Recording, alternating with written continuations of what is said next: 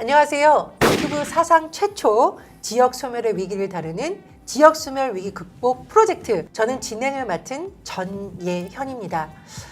우리 시청자 여러분들 요즘 국가에 참 풀어야 될 과제가 많다 이런 생각하실 텐데요. 특히 지역 소멸 이제 비껴갈 수 없는 과제라는 거 많이 인식하게 되셨을 겁니다. 지역 소멸 위기를 극복해야 된다라고 많은 얘기를 하고 있지만 전문적으로 다루는 프로그램은 많지 않았는데요. 이번에 열린 공감 TV에서 지역 소멸 위기 극복 프로젝트를 시작하게 되었습니다. 이 프로그램을 통해서 지역의 문제점도 살펴보고 또 장점도 살펴보고 어떻게 극복해야 되는지 대안도 한번 고민해 보도록 하겠습니다. 일단 저희가 강원권, 충청권, 전라권, 경상권 이렇게 권역별로 나눠서 각 지역의 현황과 풀어야 될 과제를 짚어보겠고요. 특히 지역의 성장을 위해서 우리는 어떤 일을 할지 함께 머리를 맞대보려고 합니다. 자, 오늘 첫 순서로 경상권과 충청권을 한번 다뤄보려고 하는데요. 각 지역을 대표할 만한 분 저희가 야심차게 모셨습니다. 먼저 조원희 대표님 나오셨습니다. 안녕하세요. 경북 상주에서 농사 짓고 있는 조원희라고 합니다. 지난 22대 총선에서 더불어민주연합의 비례대표 후보로 22번 지금 낙선하고 집에 가서 열심히 농사 짓고 있습니다. 네. 선거 기간 동안에 많은 분들이 이분에게 붙여준 별명이 있습니다. 물론 우리가 외모로 특정인을 평가하면 안 됩니다만 이분에게만은 이 별명이 붙여도 별로 이견이 없고 반론이 없었다. 사과농업계 정우성이라고 부르신다고요? 본인이 붙이신 건 아니시죠? 제가 붙인 건 아니죠. 사실 제가 붙인 거 아니에요. 근데 정우성 배우 제가 참 좋아하는데 이게 팬들한테 이게 진짜 혼날까봐 겁납니다. 아닙니다. 이제 많은 분들이 이제 농업 문제를 다루시는 점에서도 굉장히 감명을 받았고 또 굉장히 열심히 국회 기자회견장에서 농민들의 기본소득 문제라든가 농업 문제 많이 다뤄주신 점 많이 주목을 하셨는데 별명이 울트라 슈퍼 드라이라고 해서 방송 전에서 걱정을 많이 하셨는데 이건 무슨 뜻인가요? 제가 이게 굉장히 단순해요. 목표가 있으면은 목표를 위해서만 이제 살다 보니까 삶이 아주 심플해요. 다른 일 해보지 않고 농사만 짓고 농민운동하고 어떻게 하면 이제 지역을 살려볼까 이 부분에서만 하다 보니까 다른 뭐 다양한 영역에 이제 관심을 갖거나 활동을 하거나 이런 걸 해보지 못하고 아주 단순하게 살아왔습니다. 예, 앞으로 단순한 정우성 이렇게 별명이 또 바뀌지 않을까 싶은데 자, 저희가 프로그램 시작하면서 뒷면에 깔린 지도를 한번 봐주셨으면 좋겠습니다. 빨간색으로 된 것이 지역소멸 고위험군입니다. 지금 2000년부터 2022년까지 현황을 보시면 와 정말 지역이 사라지고 있다, 마을이 사라지고 있다는 걸 실감을 하실 겁니다. 이런 문제의 전문가 한 분 또 모셨습니다. 충청권을 대표하는 장기수 대표님 안녕하세요. 네, 안녕하세요. 간단한 소개 부탁드립니다. 네, 반갑습니다. 우리 열린공감TV 시청자 여러분. 저는 더불어민주당 충남도당 정무실장을 지냈고요. 지금은 국회 공직자윤리위원 좋은도시연구소 소장으로 일하고 있습니다. 좋은 기회에 함께 불러주셔서 너무나 영광이고 감사한 마음으로 열심히 응해보겠습니다. 감사합니다. 네, 장기수 소장님에 대해서 제가 샅샅이 조사하는데 사실 이제 성함을 듣고 약간 많은 분들이 별명을 많이 지으셨을 것 같다. 장기수 선생님이라고.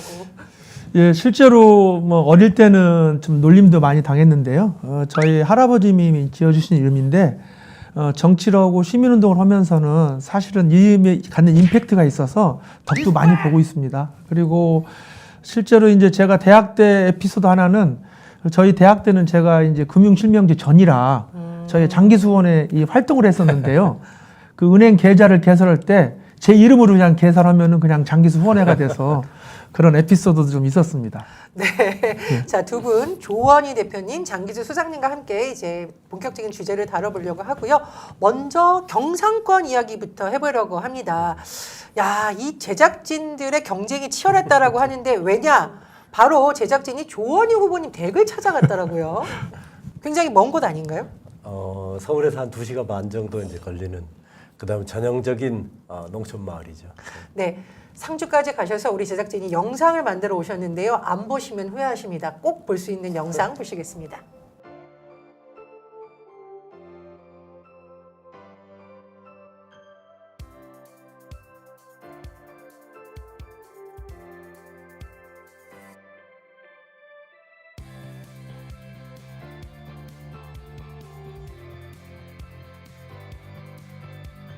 자, 지금 저희가 경상북도 상주 영상을 보고 있습니다. 그런데 와, 일단 너무 아름다운 곳이죠. 실제 거주하는 곳인가요? 예, 제 고향 마을입니다. 예.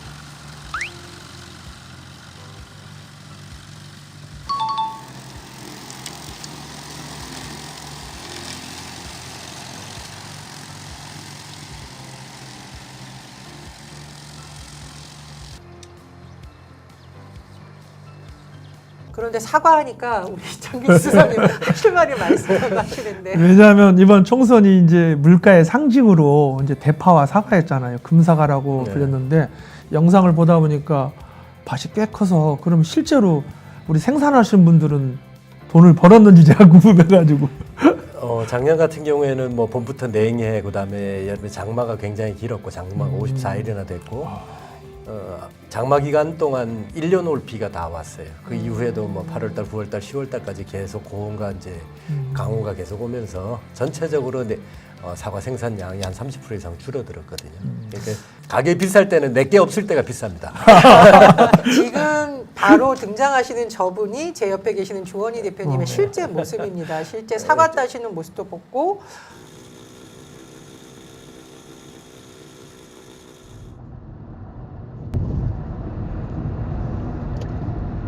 이 풍경만 보면 너무너무 평화로워요. 그래서 와, 정말 상주 가서 살고 싶다. 그리고 사과 가격이 좋으니까 사람들이 너도 나도 상주 가는 거 아니야? 라고 생각을 할 텐데, 자, 우리가 상주 시내 모습이 지금 보이고 있습니다. 그런데 또 상주 시내로 나가보면 또 걱정을 하시는 분들이 많다고 합니다. 그렇죠. 어때요? 상주가 이제 전형적인 이제 농업을 기반으로 한 농촌 도시거든요. 근데 이제 인구가 이제 정점으로 갔을 때는 27만 명이었다가 지금은 매년 줄어들어서 이제 94,500명 정도밖에 안 되는.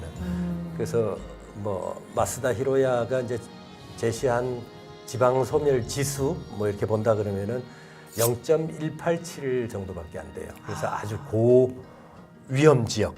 아까 지도에 보셨지만 이제 빨간 곳에 들어가 있는 그런 곳입니다.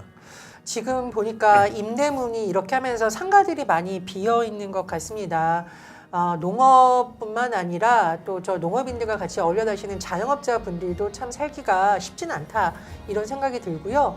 지금 영상으로 이제 보신 저곳이 이제 서문, 상주에서는 읍성이 있었거든요. 그래서 남문, 북문, 동문, 서문이 다 있었던 곳인데 저기가 이제 서문 내거리 그 시내 중심가예요. 중심가인데 지금 3층부터 비기 시작해서 3층, 2층, 지금 1층까지 다 비어서 지금 영상을 찍은 시간이 이제 퇴근 시간 한 7시경이 이렇게 됐는데 차량만 몇 대 다닐 뿐이지 사람이 없잖아요. 그렇습니다. 예. 지역 소멸 위기 정말 우리가 집중적으로 다뤄야 될 텐데 또 다른 문제는 사실 정치를 살짝 다룰 수밖에 없는 것이 그렇죠. 우리나라가 이번 선거에서도 보면 여전히 지역주의 벽이 높다. 대구, 경북, 경남 지역에서 민주당이 참 고전했다 이런 평가가 나오고 있는데요. 좀 어떻게 보십니까? 총선의 뭐 전국적인 결과로만 보면은 민주당을 포함한 이제 야권의 압승 뭐 이렇게 나타나지만은 또 대구 경북이나 부산 경남을 이렇게 보면은 오히려 이제 전국적인 승리에 비해서 이제 지역에서는 이제 그 여권에서 오히려 이제 결집한 경향 막판까지 이렇게 쭉 집중을 하면서 결집한 경향을 이제 보이고 있거든요. 이번에 이제 우리 지역에 나오신 후보님들이 정말 열심히 뛰었어요. 경북에는 13개 지역구가 있는데 그 중에 2지역을 후보를 못 냈고 11개 지역에 이제 우리 후보님들이 나와서 뛰었는데 정말 열심히 진짜 미친 듯이 뛰었습니다. 저 후보 미친 거 아니야? 뭐 이런 소리 들을 정도로. 예, 지금 저희 슬라이드 화면 좀 보실까요? 이게 우리나라 지도를 그림으로 색으로 보면 이렇게 극명하게 드러나는데 정말 참 극복하기 어려운 과제라는 생각이 듭니다. 그런데 사실 굉장히 우리 민주당 후보님들 너무 열심히 하셨다 이런 말씀 해주셨거든요. 네. 그런데도 아직까지 이렇게 높은 벽을 넘지 못하고 한쪽은 파란색, 한쪽은 빨간색, 특히 빨간색으로 계속 나타나는 거 어떤 이유 때문이라고 보시나요? 그래도 지금 이제 전체적으로 우리 지역에서 얻은 득표 평균이 이제 25.9%거든요. 그 전에는 한 자리부터 시작했는데 많이 이제 약진을 한 수준이고 21대하고 이제 비교를 해보면 21대도 네. 야권의 그때는 여권이었죠. 민주당이 이제 여당이었을 때 전체 다 후보를 내서 이렇게 했었는데 어쨌든 전체 분위기보다는 득표가 좀 부족한 게 있을 수는 있습니다. 근데 아직까지 이제 지역적 토대가 특히 이제 실핏줄이라고 할 수 있는 지방 의회가 너무 이렇게 기울어져 있는 농장이죠. 그렇군요. 네. 사실 소장님 지방의회에서 일을 해보셨잖아요. 예. 이런 지방의회 구성이나 이럴 때도 지역의 색이랄까요? 지역주의가 분명히 작용을 할 것 같은데요. 저는 그 열린우리 민주당으로 제가 천하에서 처음 기초의원 당선이 됐었거든요. 처음으로 당선됐어요. 예. 민주당이 처음이었습니다. 16년 전에. 근데 말씀하셨듯이 제가 영상과 이제 선거운동 과정을 보면서 희망이 없는 어떤 선거운동을 한다는 것은 정말 다른 데보다 2배, 3배 힘든 일이잖아요. 네. 그래서 말씀하셨듯이 저는 기초의원들이 좀 당선이 돼서 야, 저놈들 마음은 안 들지만은 일 시키면 잘한다라는 이런 실핏줄이 좀 활성화되면은 오히려 지방 정부라든지 국회의원 당선이 쉽지 않겠는가. 그래서 우리 당이 그런 부분에 좀 더 적극적 지원을 좀 해야 된다 이런 생각을 많이 합니다. 그 단적으로 이제 대구만 하더라도 32명 광역의원 중에서 민주당 의원은 딱 한 명이에요. 경북의 59명 중에서 단 2명. 그런데 사실 우리가 균형과 견제를 위해서 어느 한쪽이 의회를 장악하거나 국회를 장악하는 것은 좋은 현상은 아닌 것 같습니다.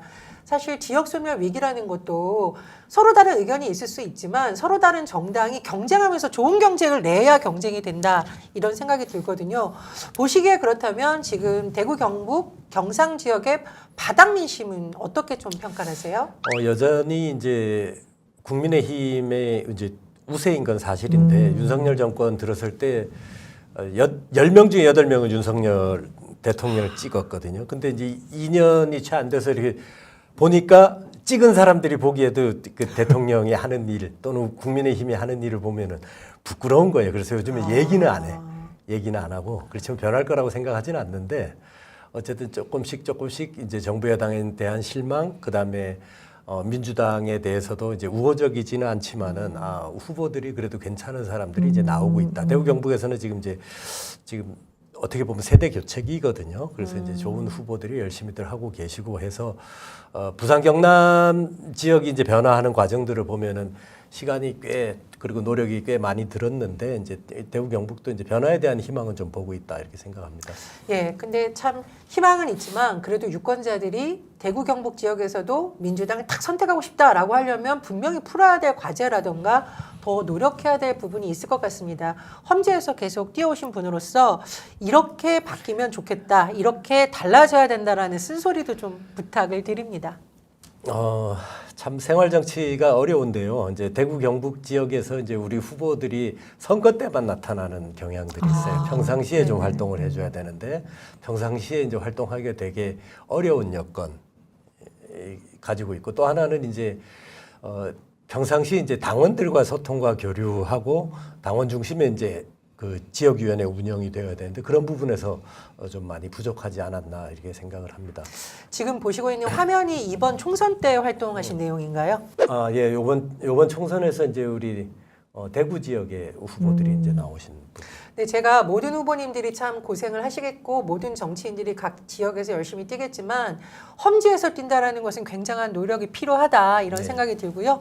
말씀해 주셨듯이 이번 총선을 계기로 유권자들도 한번 더 험지에 있는 정치인들 돌아보셔야겠지만 그렇지만 사실은 재정비를 정치권도 하고 특히 지역 소멸 문제에 대해서만큼은 저는 어떤 정당이든 깊이 살펴보고 해야 된다라는 생각이 듭니다. 지역 내에서의 통합을 이루려면 한쪽 정당만이 아니라 여러 정당이 좋은 정책으로 경쟁하고 또 그 정당의 험지에서 일하시는 분들이 더 힘낼 수 있도록 유권자분들 너무 한쪽만 보지 마시고 다른 쪽에도 좋은 후보들이 있다. 이번에 재밌는 일들이 있었는데요. 우리 이제 지역에서 뛰신 우리 후보님들이 대구도 그렇고 이제 경북 지역도 그렇고 공통적으로 초중고등학생들이 민주당의 우리 후보들을 많이 따라다니면서 연호하고 박수 치고 뭐 이렇게 네네. 했었어요. 근데 어르신들은 사실 잘 안 변하시거든요. 저희 상주만 하더라도 유권자의 절반 이상 65세 이상 이렇게 되시다 보니까 보통 이제 그 정치 성향이 10대 후반, 20대 초반에 이제 가치관, 그다음에 정치 성향이 만들어져서 평생을 간다 그러는데 그래서 대구 경북에 우리 10대들이 민주당을 많이 응원하고 있다. 그래서 시간은 우리 편이다. 우리가 열심히만 하면 된다. 이렇게 희망을 가져봅니다. 네, 우리 조원희 후보님이 대구, 경북, 경상권의 정성이라고 불리신다면 대구, 경북, 경상권의 BTS처럼 네. 젊은 층의 지지를 많이 받을 수 있는 정치인분들 많아졌으면 좋겠다. 또 그러기 위해서 총선을 계기로 좀 재정비를 많이 해야 되고 무엇보다 지역에서 열심히 일한 일꾼들이 좀 많이 정치권에서 자리를 잡았으면 좋겠다. 이런 생각이 듭니다. 자, 이번에는 충청권 차례입니다. 장기술 소장님, 충청권의 핫 이슈를 가지고 오셨다고 하는데요. 어떤 네. 내용인가요? 아마 전국적으로 뭐 이슈가 되긴 했지만은 특히 우리 충청권은 혁신도시 관련해서 이슈가 이번 선거에 아주 최고조로 달했습니다. 그래서 혁신도시 관련해서 의제를 좀 가지고 왔습니다. 예, 혁신도시가 권역별로 있긴 합니다. 그런데 신도시를 취재를 직접 해오셨다고요? 예, 저희가 충청권에는 이제 대전, 뭐 이제 충북, 충남에 있는데요. 내포 신도시에 있는 혁신도시를 취재를 좀 해봤습니다.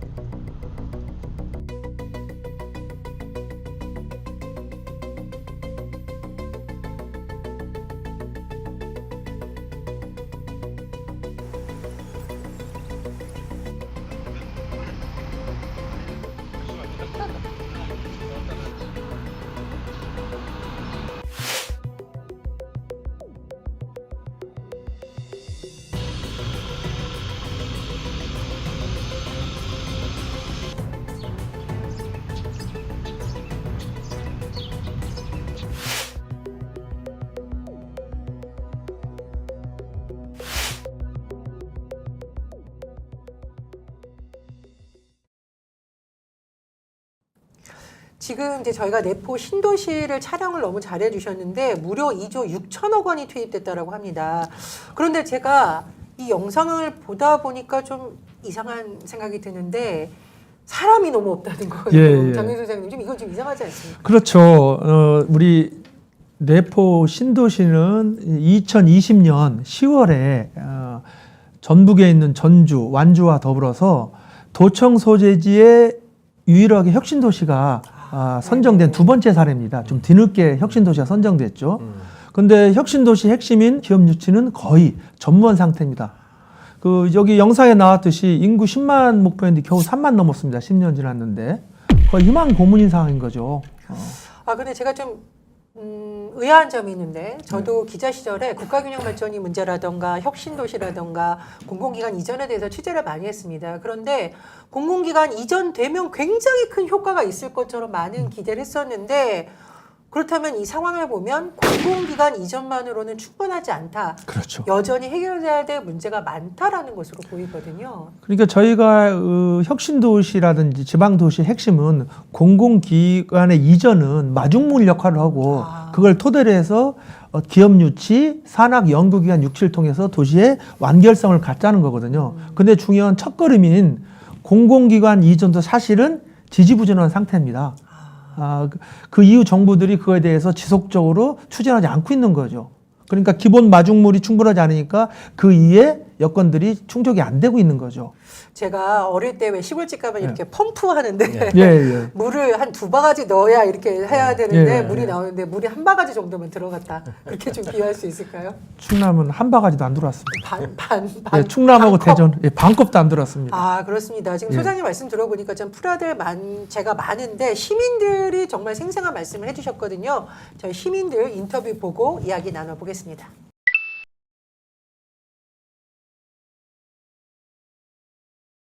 처음부터 일했고요. 저렇게 도청이나 뭐 많이 생겼지만 그분들이 이제 여기를 집으로 한다기보다는 이제 직장에서 숙소로 이용하는 개념처럼 평일에만 이제 오셔 있거나 근무한 날에만 와 있고 이제 본가는 따로 두시는 분들이 정말 많더라고요. 그래가지고 그러다 보니까 아무래도 사람이 더 없고 차도 없고 이제 저녁 때나 이럴 때도 보면은 이제 다들 본가로 가시거나 다른 데로 많이 빠지시는 경우가 많아요. 출퇴근만 여기서 하시고 다른 지역 사시면서.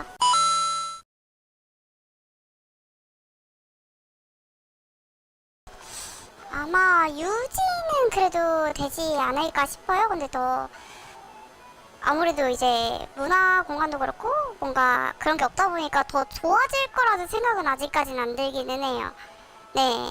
뭐 큰 병원이나 큰 마트나 이게 다른 사람들이 이제 뭐 편의시설이나 이렇게 즐길 만한 것들이 너무 없으니까 여기까지 그렇게 이사 오면서 내려오실 만한 그게 그렇게 크게 없지 않을까 해서 그런 게 조금만 더 발전한다면 이제 인구도 많이 늘고 할 것 같긴 한데 지금 상황으로서 그냥 유지 정도만 할 수 있지 않을까 싶어요. 지금 아파트가 많이 젖이고 있잖아요. 또 임대주택이 지금 굉장히 많이 생겼어요. 그렇다 보니까 아파트도 빈 아파트가 자꾸 생기고 임대 아파트도 더 많이 늘어나고 있어요. 지금도 또 짓고 있고.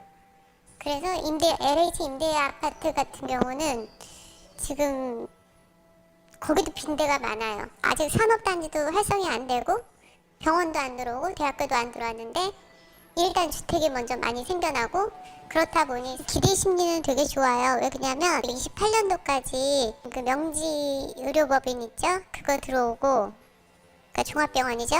그리고 충남대학교 들어온다 그랬고 그 다음에 카이스트 영재고등학교 그것도 들어온다고 발표가 났고 그리고 산업단지도 계속 늘어날 거라고 이렇게 부지가 이렇게 정해져 있잖아요. 이렇게. 그래서 기대 심리는 굉장히 높아요. 그래서 다른 데보다는 그래도 여기는 발전 가능성이 좀 있지 않을까? 그렇게 생각해요, 저는.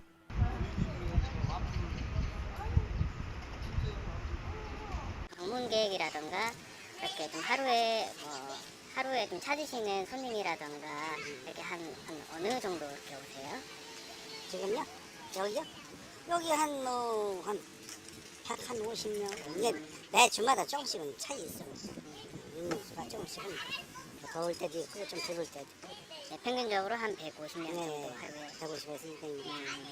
네, 지금 여당에서 강승규 국회의원이 당선되셨는데 그분이 앞으로 이 대포 우리 신도시를 위해서 홍성 예산을 위해서 열심히 하실 분인 걸로 저도 알고 있거든요.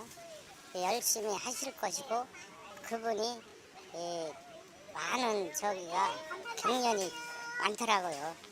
그래서 당선되신 것 같고요. 우리는 바라고 있죠. 우리 시민들은 그걸 잘 해주실 것이다 믿고 잘 하실 겁니다 아마 이제. 네, 시민들 인터뷰 잘 봤습니다. 여전히 기대를 하고 있는 분들도 있는데 과연 그 기대가 잘 충족될까? 공통점을 살펴봤더니 사람이 예상외로 없다. 즉 인구유입이 잘 안 된다라는 문제의식을 갖고 계신 걸로 보이거든요. 예. 그 인터뷰에서 나왔듯이 저는 희망 고문이라고 얘기하고 있습니다. 내포 혁신도시가 10만 명을 목표로 도시를 조성하고 인프라를 구성했는데 10년이 지난 지금 3만 명이 겨우 넘었습니다. 그럼 총 인구수가 3만 명이라는 예, 건가요? 예, 3만 명 좀 넘은 거죠. 네네. 그렇다 보니까 충청남도에서는 자체적으로 이 혁신도시를 안정적으로 만들어가기는 어렵다 판단을 했기 때문에 혁신도시 선정을 통해서 공공기관 유치, 기업 유치를 통해서 도시를 정상화하자라는 취지입니다.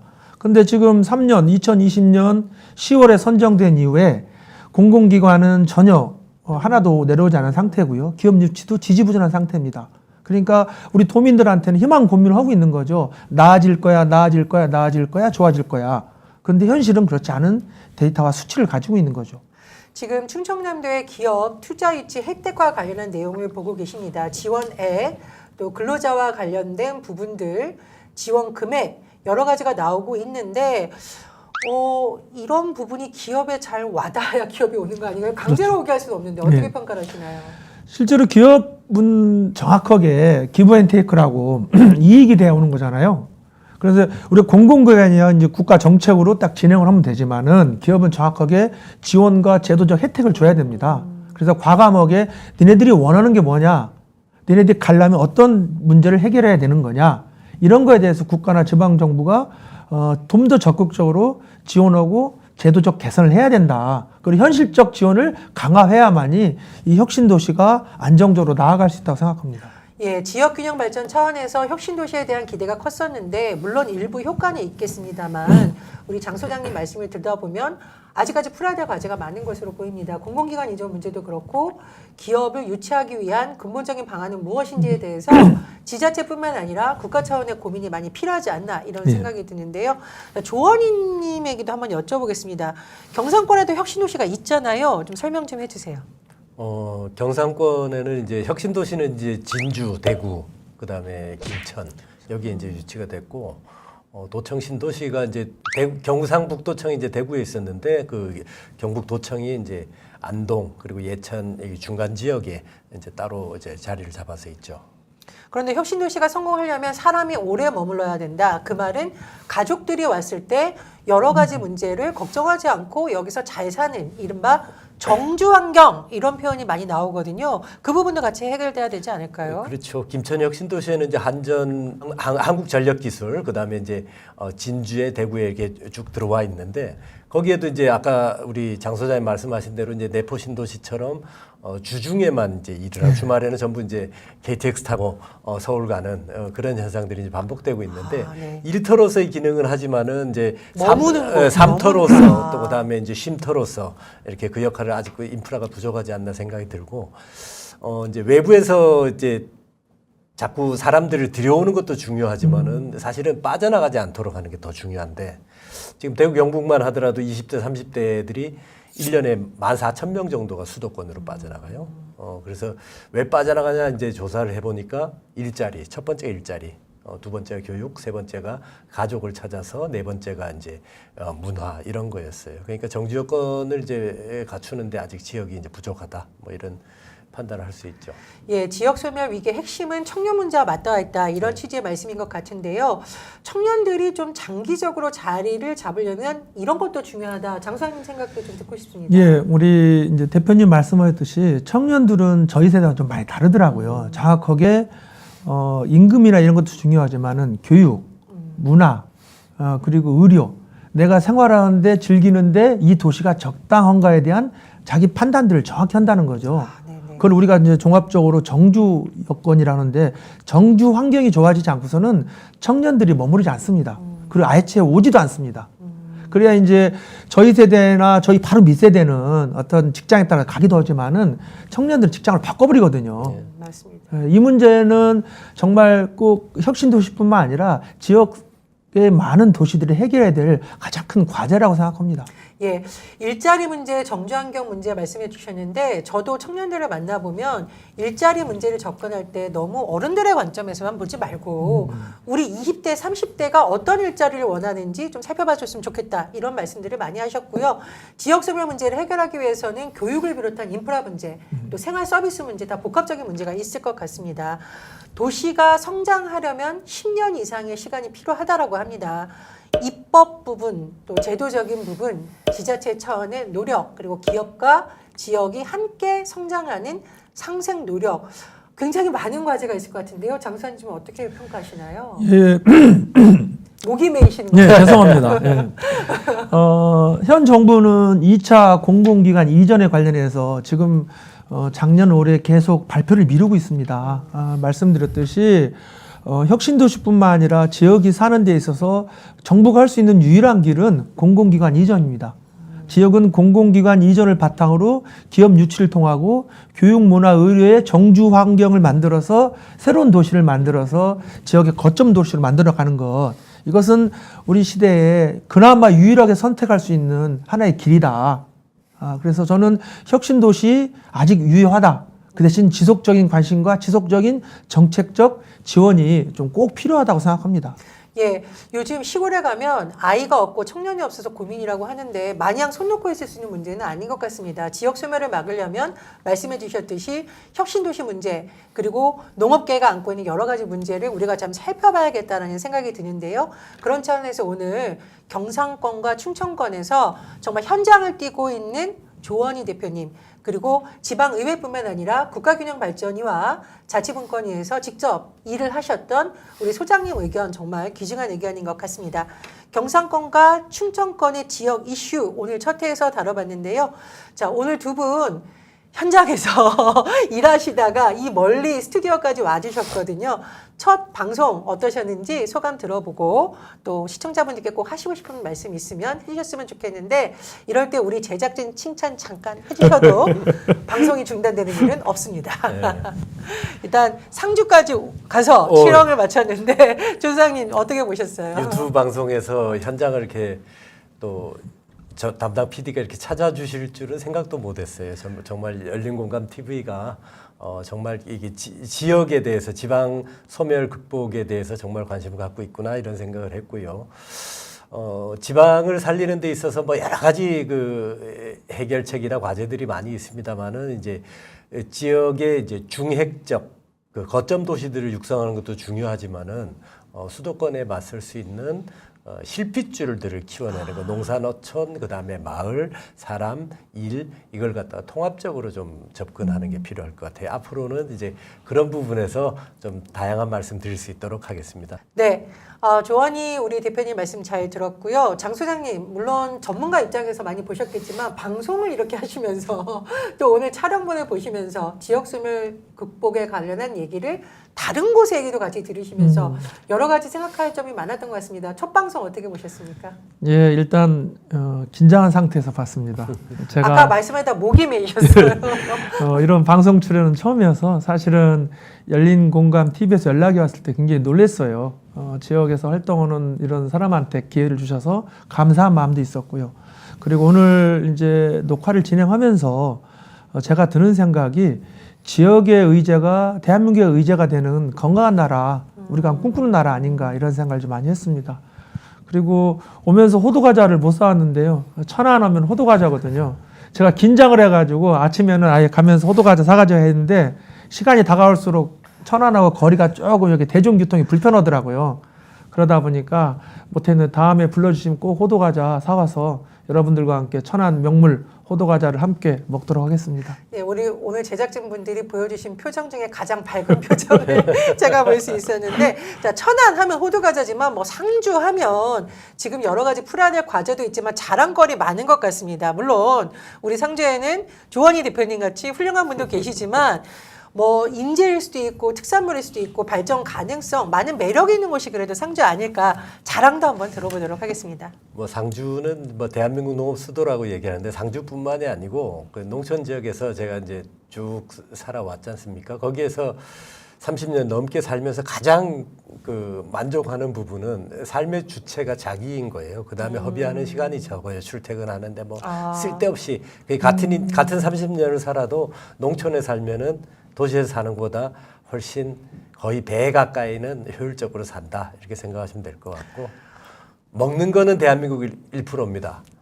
농촌에 살면은 그리고 우리나라 국민들이 지금 베이비붐 세대들이 이제 막 은퇴를 하고 있잖아요. 그 중에 3분의 1 정도는 농어촌에 가서 살고 싶다라고 이제 하는데 그 꿈을 실현시켜 드릴 수 있도록 지역에서 준비한다 그러면 지방 소멸이란 말 앞으로는 없어질 거라 생각합니다. 네, 상주 자랑 듣다 보니까 상주에 한 번 더 가고 싶다 이런 생각이 드는데요. 자, 그렇다면은 우리 장 소장님 충청권에도 자랑할 게 너무 많으실 것 같습니다. 저희가 뭐 호두과자만 생각하지만 사실 호두과자만 있겠습니까? 오늘 소장님 말씀에 따라서 내가 그쪽으로 한번 가보겠다라는 청년이 생길 수도 있으니까 자랑도 부탁드립니다. 예, 충청권은 바다를 끼고 있잖아요. 예를 들자면은 사교천, 뭐 서산, 태안, 예, 다양한 수산물이 풍부하고 시기별로 많은 축제가 있습니다. 지금 아마 서천에서 다음 주부터 대방어 축제가 뭐 진행될 예정인데 그런 것처럼 상주에 못지않게 축산, 홍성 예산을 중심으로 한 축산, 그리고 해안가를 중심으로 한 다양한 해산물 축제들이 진행되고 있는데요. 제가 자주 불러주시면 그때마다 미리 한 1, 2주 전에 축제 홍보를 좀 하겠습니다. 예, 출연진 최초로 본인을 계속 패널로 써달라는 홍보도 하셨는데, 아유, 저희가 정말 지역에서 직접 일해보신 분들을 모신다는 게 쉽지 않습니다. 열린공감 TV에서 정말 야심차게 준비를 했고, 또 멀리 충청, 경상까지 취재를 했는데, 시청자 여러분 어떻게 좀 재밌게 보셨습니까? 사실 우리가 아 뜨거워 또는 매콤하다 이런 정치 뉴스, 경제 뉴스 물론 재밌죠. 하지만 우리의 고향이 사라지지 않기 위해서는 그리고 대한민국 곳곳이 균형감 있게 발전하기 위해서는 지역 소멸 문제를 꼭 다뤄봐야 되는 것 같습니다. 그런 차원에서 열린공감TV에서 마련한 지역 소멸 위기 극복 프로젝트 많은 관심 가져주시고요. 자, 오늘 첫 방송 조원희 대표님, 장기수 소장님과 함께 했습니다. 이 두 분 계속 보고 싶으시다고요? 조댓말, 좋아요, 댓글, 구독, 알림 설정 부탁드리고 또 이런 걸 좀 우리가 다뤄보고 싶다라는 댓글 많이 달아주시면 저희 제작진이 참고해서 그곳으로 달려가도록 하겠습니다. 자, 유튜브 최초로 진행한 지역소멸 위기 극복 프로젝트 오늘 1화 여기서 마치도록 하겠습니다. 시청자 여러분 감사합니다.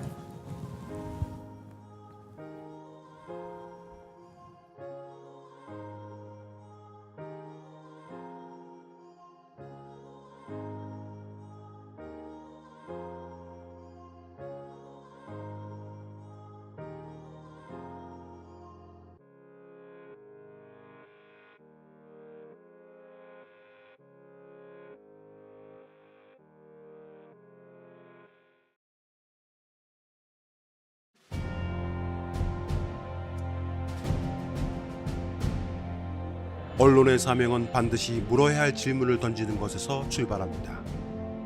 열린공감TV와 탐사전을 오는 정치 권력, 자본 권력 등 그들의 이권과 카르텔을 감시하기 위해 반드시 의혹에 대해 질문하고 진실을 알리겠습니다. 열린공감TV와 탐사전을 오는 시청자 여러분의 후원으로 운영됩니다. ARS 전화 1877-0809를 누르신 후 안내 멘트에 따라 정기 후원에 가입하여 주시길 부탁드립니다. 또는 우리은행 1045-704-387412 국민은행 787201-04-247879의 후원 계좌를 통해 일시 후원 및 정기 후원도 가능합니다. 그리고 안내에 따라 해피 나눔의 필수 항목이라고 붉은 글씨로 되어 있는 것 등에 기입하여 원하는 금액을 입력한 후 서명하여 신청하기 버튼을 클릭해 주시기 바랍니다. 열린공감TV와 탐사전을 온해 모든 영상의 더보기를 클릭한 후 기재되어 있는 ARS 후원 안내 1877-0809 및 우리은행 국민은행 계좌를 통해 시청자 여러분의 소중한 후원을 기다립니다. 열린공감TV와 탐사전을 오니 오로지 진실 그 하나를 위해 항해해 갈 수 있도록 시청자 여러분이 함께 승선하여 길잡이와 등대가 되어 주시길 부탁드립니다. 감사합니다.